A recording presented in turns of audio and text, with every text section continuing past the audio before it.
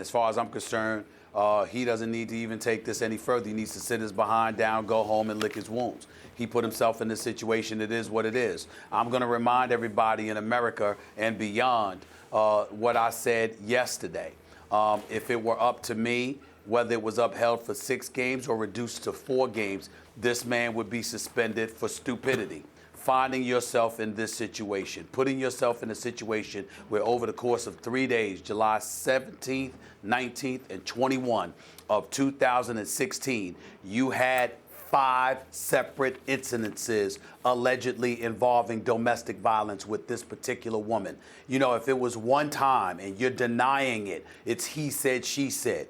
But as far as I'm concerned, after that, the other 4 times are all on you because you should have made sure that you weren't in that situation to begin with. But he did not do that. And so because of that, you've impugned and sullied the shield, the integrity of the game.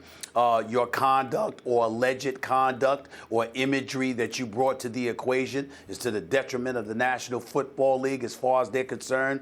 Under the collective bargaining agreement, Roger Goodell has the right to make the decision that he made, which is something you knew when you decided to enter the NFL, and you still found yourself in this situation. So it is what it is to me.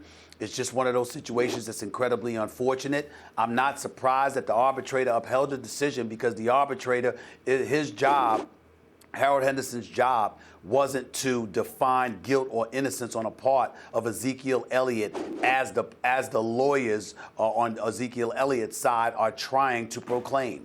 His responsibility and job was to basically decide whether Roger Goodell in the league office acted arbitrarily and capricious in a certain fashion as it pertained to the suspension. And the bottom line is that according to the laws of the CBA, which the Players Association agreed to, Roger Goodell was perfectly within his right to make this decision, and there was no other real decision that the arbitrator could make. So the judges will come on, and it will become a federal issue, and we'll hear from the courts. I think all of that is predictable, and they'll lambaste the NFL. They'll talk about Roger Goodell and how he's stepping beyond the bounds and all of this other stuff. But in the end, they will be just like almost everyone else. They will relent and submit to the collective bargaining agreement, because if they don't, they will open a Pandora's box where everybody will get to flood the courts with these cases, and they are not going to allow that to happen. Ezekiel Elliott will serve 6 games no matter what the hell he does, and you can book money on that.